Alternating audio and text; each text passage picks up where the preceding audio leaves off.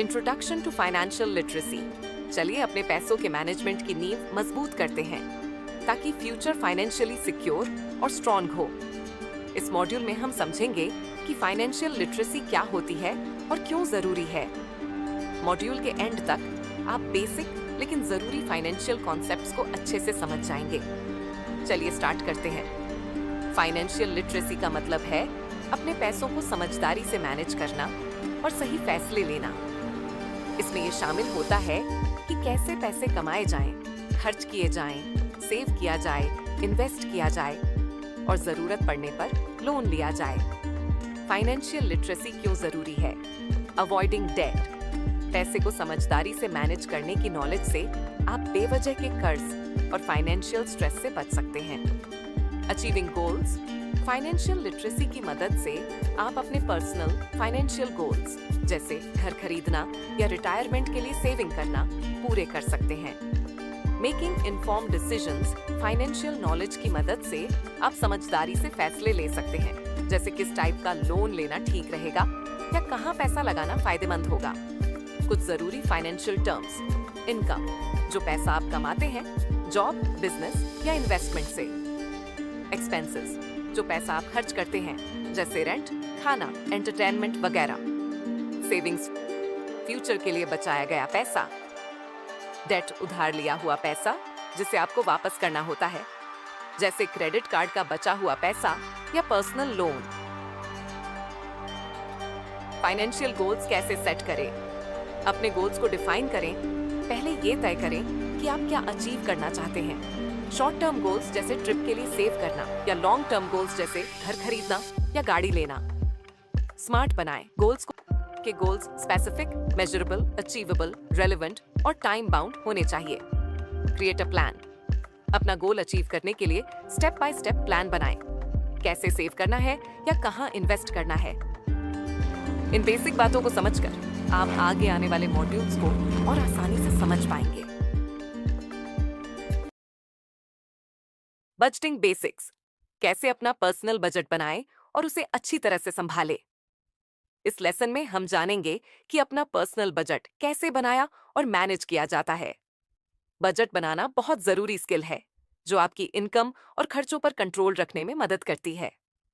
Budget बनाने से पहले आपको अच्छे से समझ लेना चाहिए कि आपकी इनकम कितनी है और आपके एक्सपेंसेस किन किन चीजों पर होते हैं।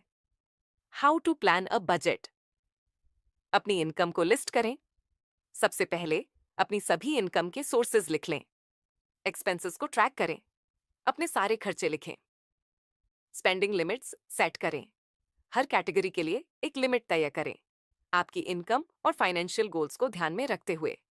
सेविंग्स का प्लान बनाएं। अपनी इनकम का एक हिस्सा सेविंग्स और इन्वेस्टमेंट के लिए भी जरूर रखें। Use budgeting apps and tools. आजकल बहुत से मोबाइल एप्स हैं जो बजट को मैनेज करने में मदद करते हैं, जैसे वॉलनट या गुड बजट। आप स्प्रेडशीट का भी यूज कर सकते हैं।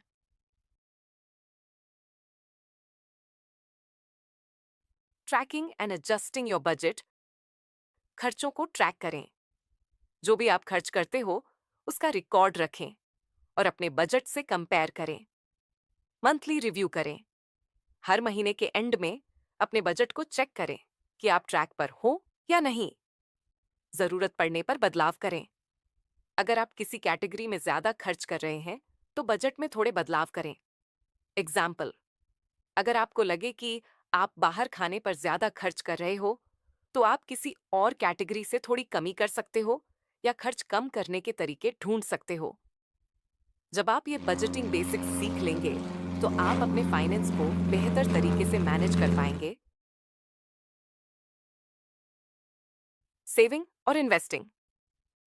Building wealth through smart saving and investing. आज हम बात करेंगे दो बहुत ही इंपॉर्टेंट टॉपिक्स पर, सेविंग और इन्वेस्टिंग। ये दोनों ही हैबिट्स आपकी फाइनेंशियल लाइफ को स्ट्रांग बनाने के लिए बहुत जरूरी हैं। इस लेक्चर के बाद आपको इतनी वैल्यूएबल और प्रैक्टिकल नॉलेज मिलने वाली है जो आपको कहीं पेड कोर्स में मिलती है। तो अगर आपको लगे कि हाँ, इससे सच में बहुत कुछ सीखने को मिला, तो एक सब्सक्राइब तो बनता है। What is saving and why is it important? Saving का मतलब होता है अपनी इनकम में से कुछ पैसा फ्यूचर के लिए अलग रखना। अब सेविंग करें क्यों? इसका क्या फायदा होता है? सबसे पहले, सेविंग्स इमरजेंसी के टाइम में काम आती है।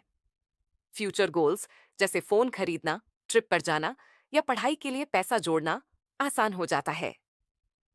इससे आप अपने पैसे को सही तरीके से मैनेज करना सीखते हैं और फाइनेंशियल डिसिप्लिन भी डेवलप होता है। How to start saving. सोचिए, आपने किसी नए फोन के लिए पैसे जमा करने हैं। अब कहाँ रखेंगे वो पैसे? चलिए जानते हैं कुछ स्मार्ट और आसान सेविंग मेथड्स के बारे में। बैंक सेविंग अकाउंट सबसे कॉमन तरीका, जहां पैसे सेफ रहते हैं और थोड़ा बहुत इंटरेस्ट भी मिलता है।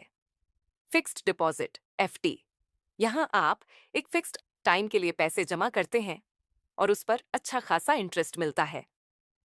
रिकरिंग डिपॉजिट, हर महीने थोड़ा थोड़ा पैसा जमा करने वाला तरीका, खास तौर पर स्टूडेंट्स और बिगिनर्स के लिए perfect. What is investing? Why is it important?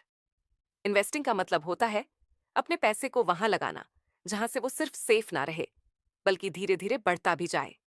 यानी ऐसा पैसा जो आपके लिए काम करे।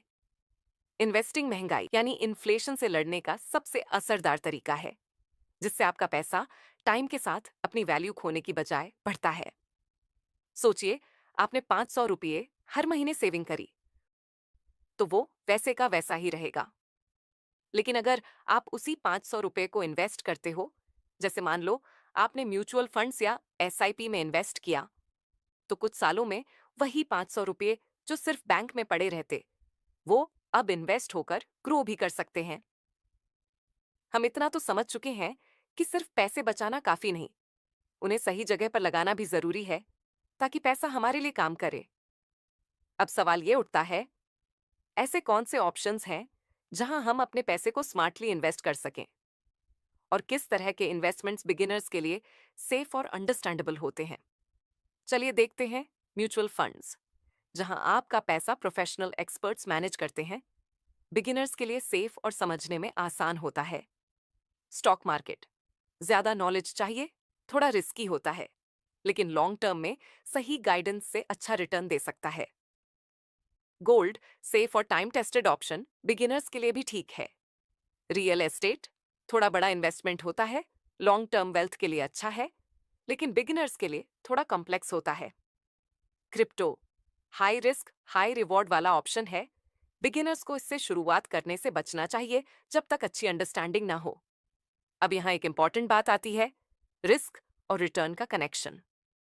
सीधी सी बात है, अगर आप ज्यादा रिटर्न चाहते हो तो थोड़ा रिस्क उठाना पड़ेगा। सेविंग एकदम सेफ होती है, लेकिन उसमें मिलने वाला रिटर्न भी कम होता है। वहीं इन्वेस्टमेंट थोड़ा रिस्की हो सकता है, लेकिन यहीं से आपको ज्यादा रिटर्न्स मिलने का मौका भी मिलता है। बस जरूरी है समझदारी से कदम उठाना। एडवाइस फॉर बिगिनर्स, सेविंग पहले करो, फिर इन्वेस्टिंग शुरू करो। छोटी अमाउंट से स्टार्ट करो, जैसे 500 रुपए पर मंथ एसआईपी। अभी से एक गोल बनाकर सेविंग या इन्वेस्ट करना स्टार्ट कर दो, जैसे स्मार्टफोन, कोर्स, बाइक या ट्रिप के लिए। फाइनेंशियल लिटरेसी वीडियोस देखते रहो, जैसे ये वाला लेक्चर। इन बेसिक बातों को समझने के बाद अब आप अपने पैसों को अच्छे से संभालने और समझदारी से इन्वेस्टमेंट करने के डायरेक्शन में पहला स्टेप ले चुके हैं। मॉड्यूल 4, अंडरस्टैंडिंग क्रेडिट एंड डेब्ट। इस लेसन में हम एक ऐसे टॉपिक को समझेंगे जो आपकी फाइनेंशियल लाइफ को बना भी सकता है और बिगाड़ भी सकता है, क्रेडिट और डेब्ट। हम देखेंगे क्रेडिट और डेब्ट क्या होते हैं, इनका स्मार्ट यूज कैसे करें, फाइनेंशियल फेल्योर से कैसे बचा जाए, और क्रेडिट और डेबिट कार्ड में क्या डिफरेंस होता है। तो चलिए शुरू करते हैं। What is credit? क्रेडिट का मतलब होता है अभी लो बाद में चुकाओ, एक फाइनेंशियल ट्रस्ट सिस्टम जिसमें आप प्रॉमिस करते हो कि आप फ्यूचर में पैसा रिटर्न कर दोगे। मान लो आपको नया स्मार्टफोन खरीदना है, लेकिन आपके पास पूरे पैसे नहीं हैं, तो आपने किसी कंपनी या बैंक से उधार लेकर फोन खरीद लिया और वादा किया कि आप पैसे बाद में चुका दोगे। इसी को कहते हैं क्रेडिट। क्रेडिट इमरजेंसी सिचुएशंस में काफी हेल्पफुल होता है, लेकिन क्रेडिट का मिसयूज करने पर प्रॉब्लम्स भी क्रिएट होती हैं। Types of credit. Credit card, ये एक ऐसा कार्ड होता है जिसमें बैंक आपको एक फिक्स्ड लिमिट देता है, यानी आप उस लिमिट तक पैसे उधार लेकर खर्च कर सकते हैं। चलिए समझते हैं ये कैसे काम करता है।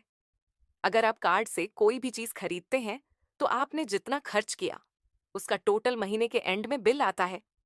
अगर आप पूरा बिल चुका देते हैं तो कोई इंटरेस्ट नहीं लगता।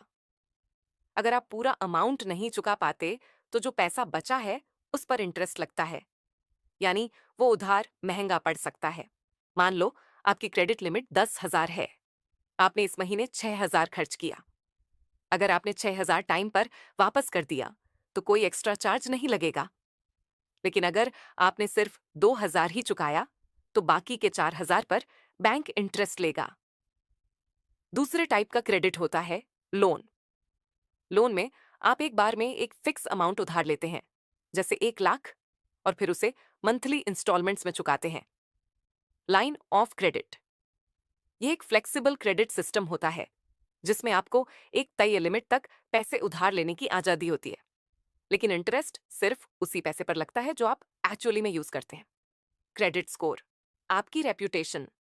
क्रेडिट स्कोर एक नंबर होता है 350 से 850 तक, जो बताता है कि आप कितने रिलायबल बोरोअर हो। अगर आपने पहले भी लोन लिए हैं और टाइम पे रिपे किया है तो स्कोर हाई होता है, वरना लो। गुड क्रेडिट स्कोर का मतलब लोन जल्दी मिलेगा और इंटरेस्ट रेट कम होगा। बैड क्रेडिट स्कोर का मतलब लोन मिलने में प्रॉब्लम और इंटरेस्ट ज्यादा। डेप्ट, जब आप किसी से उधार लेते हैं, जैसे लोन, क्रेडिट कार्ड या किसी और सोर्स से, और उसे चुकाना बाकी होता है तो वो डेप्ट यानी कर्ज कहलाता है। डेप्ट इक्वल्स उधार लिया गया पैसा प्लस उस पर लगने वाला इंटरेस्ट। डेप्ट कई तरह का हो सकता है। कुछ अच्छे होते हैं, जैसे एजुकेशन लोन या होम लोन, जो आपकी फ्यूचर अर्निंग बढ़ा सकते हैं, और कुछ बुरे, जैसे अननेसेसरी क्रेडिट कार्ड बिल्स, जो फाइनेंशियल बर्डन बन जाते हैं। क्रेडिट कार्ड और डेबिट कार्ड दोनों दिखने में एक जैसे लगते हैं, लेकिन इनका काम अलग होता है। ये रहा एक सिंपल कंपैरिजन टेबल। इस टेबल को पढ़ने के बाद आप कभी कंफ्यूज नहीं होंगे। अभी स्क्रीनशॉट ले लो ताकि अच्छे से समझ सको। क्रेडिट और डेट को हैंडल करना आना चाहिए, वरना फाइनेंशियल स्ट्रेस और बैड क्रेडिट स्कोर लाइफ को टफ बना देते हैं। लेकिन अगर आप स्मार्टली यूज करो तो क्रेडिट एक पावरफुल टूल बन सकता है, बिजनेस स्टार्ट करने से लेकर एजुकेशन कंप्लीट करने तक।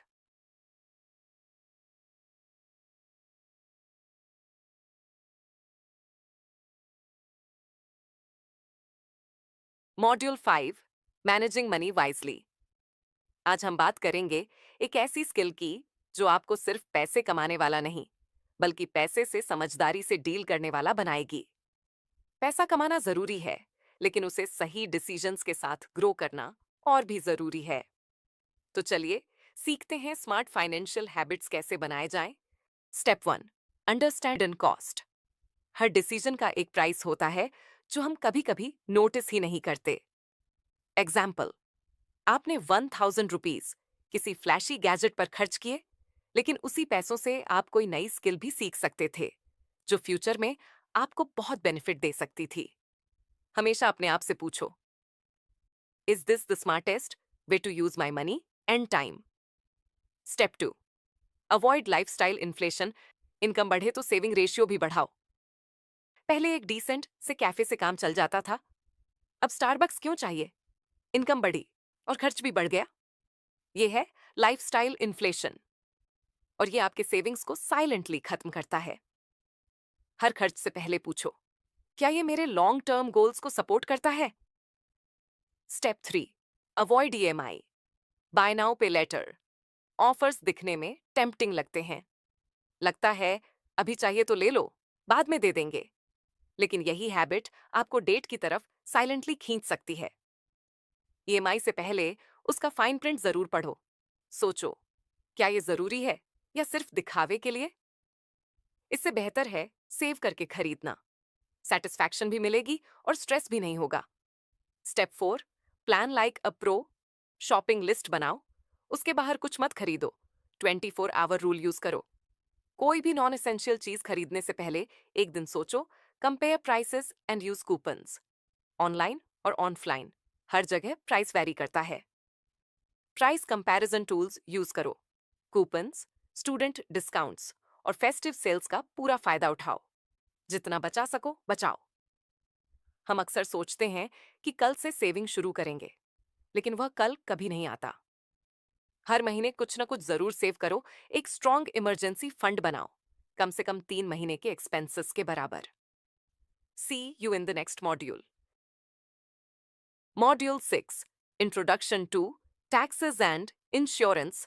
टैक्स वो पेमेंट होती है जो लोग गवर्नमेंट को देते हैं। गवर्नमेंट इस पैसे का यूज पब्लिक सर्विसेज जैसे स्कूल्स, रोड्स और हेल्थ केयर देने में करती है। इनकम टैक्स, ये उस पैसे पर लगने वाला टैक्स है जो आप अपनी जॉब या इन्वेस्टमेंट से कमाते हैं। ये आमतौर पर आपकी सैलरी से पहले ही काट लिया जाता है। सेल्स टैक्स, ये वो टैक्स है जो किसी चीज को खरीदते वक्त उसके प्राइस में ऐड किया जाता है।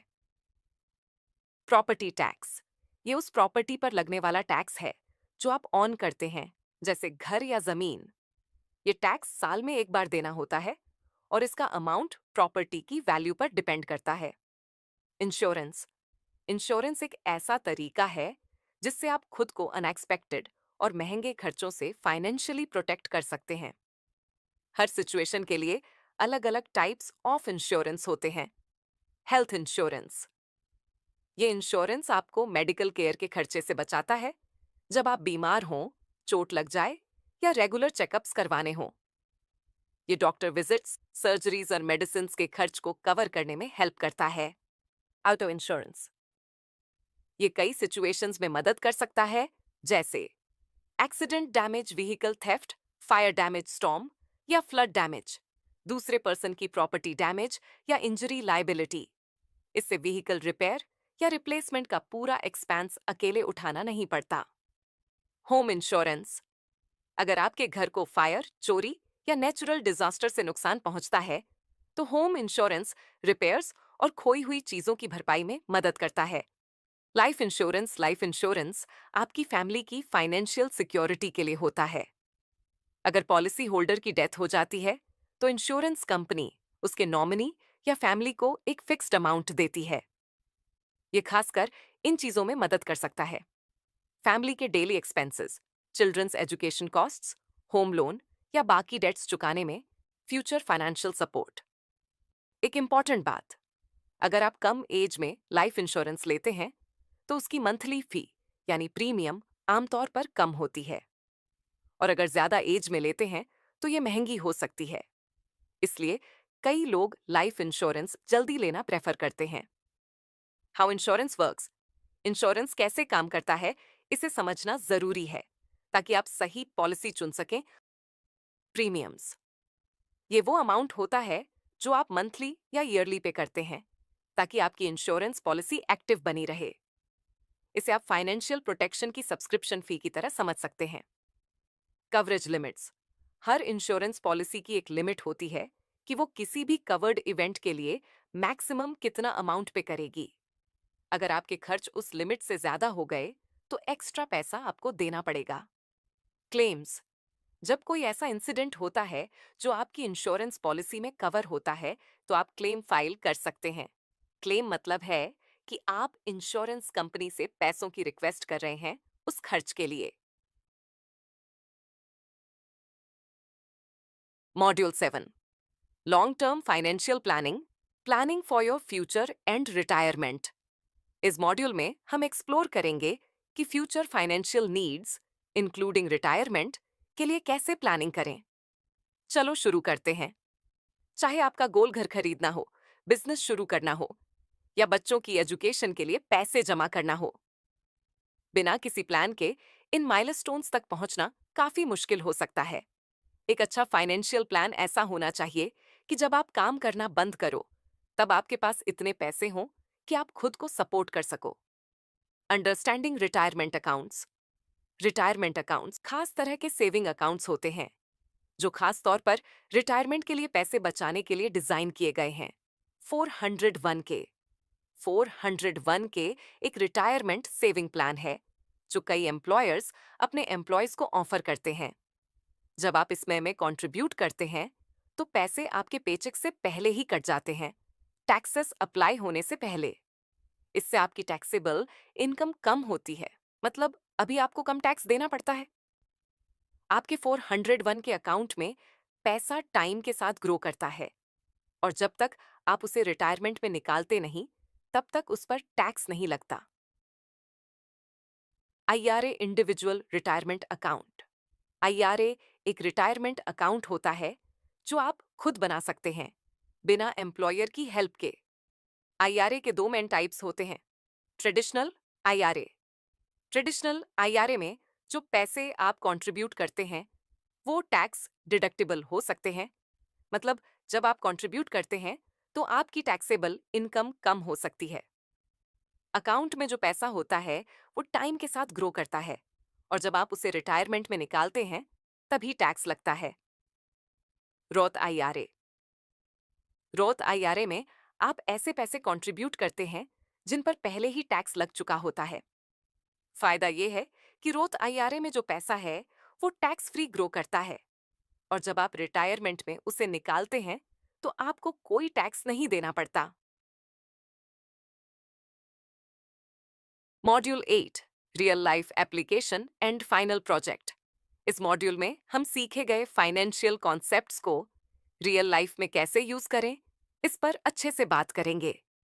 इससे आप अपने फाइनेंशियल नॉलेज को कंफर्म कर पाएंगे और अपने फ्यूचर के लिए बेहतर तैयारी कर सकेंगे।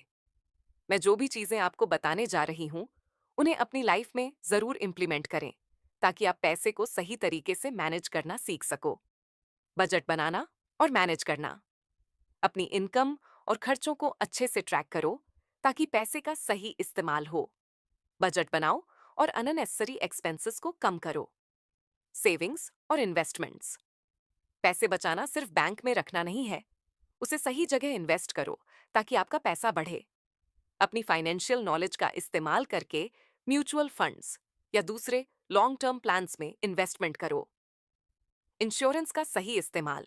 सही पॉलिसी लेकर अपने और अपनी फैमिली को मेडिकल इमरजेंसी, एक्सीडेंट्स से प्रोटेक्ट करो। हेल्थ, ऑटो और होम इंश्योरेंस जैसे ऑप्शंस को समझो और इम्प्लीमेंट करो।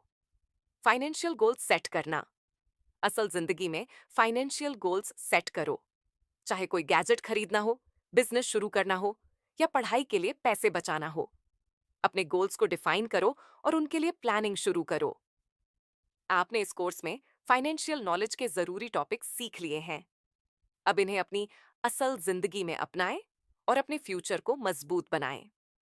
अगर आप और सीखना चाहते हैं तो हमारे टेलीग्राम चैनल को जरूर ज्वाइन करें, जहां आपको नोट्स, स्टडी मटेरियल और अपडेट्स मिलेंगे। हमारे चैनल को सब्सक्राइब करें और अपनी फाइनेंशियल जर्नी को आगे बढ़ाएं।